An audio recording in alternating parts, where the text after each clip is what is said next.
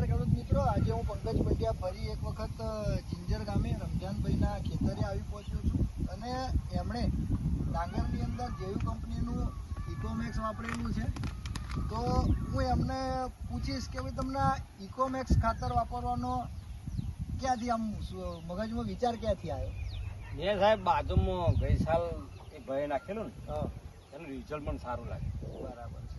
એટલે ફરી મને એવું કોઈ મને કહ્યું નહીં, પણ એનું રિઝલ્ટ જોઈને મને એમ લાગ્યું કે આ સારું છે. એટલે વોલ્ટેજ સારી છે. પેલા ભાઈએ જે વાપર્યું હતું અને એમનું જોઈને તમે આ વખતે તમારી રીતે નાખ્યું. આ વખતે હવે ખેડૂત મિત્રોનું બતાવવા માંગીશ કે આ ડાંગરની અંદર આપણે નાખ્યું ને આ ડોંગર વીઘે 4 કિલો પ્રમાણે. વીઘે નહીં ના, વીઘે 2 કિલો. વીઘે 2 જ કિલો નાખ્યું. 2 કિલો. તો ખેડૂત મિત્રોને જણાવવાનું કે વીઘે 2 કિલો પ્રમાણે નાખ્યું છે.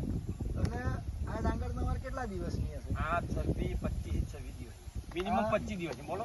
તો જો ખેડૂત મિત્રોનું બતાવવા માંગીશ, તમે બેસજો રમજાન કાકા નીચે, અહીં આવજો ભાઈ 2 મિનિટ.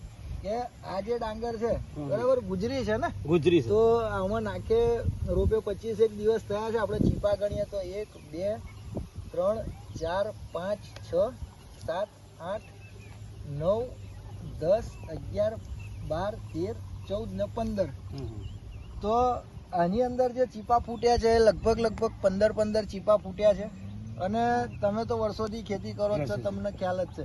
પણ આ વર્ષે તમે જે આ ઇકોમેક્સ વાપર્યું આનાથી તમને અત્યારે કેવું લાગે છે? મને સાહેબ રિઝલ્ટ સારું લાગ્યું. બરાબર છે. તો આનાથી તમને એક તો ફૂટ સારી મળી, ધરુની જે ડાંગરની કુમાશ છે એ સારી છે, અને ગ્રીનરી પણ એક સારી છે. અને બીજું કે છોડની રોગ પ્રતિકારક શક્તિ સારી છે. અમુક જગ્યાએ અત્યારે પાન વાળનારી ઈયળ છે, તો આ હેલ્ધી ડાંગર છે, તો આની અંદર કોઈ રોગ જીવાત પણ દેખાતું નથી. તો બીજા ખેડૂત મિત્રોને તમે કહેશો કે ભાઈ આનું રિઝલ્ટ સારું મળે છે. બરાબર છે. અને આ વાપરવાથી આપણને ખેતરમાં બહુ સારું આપણે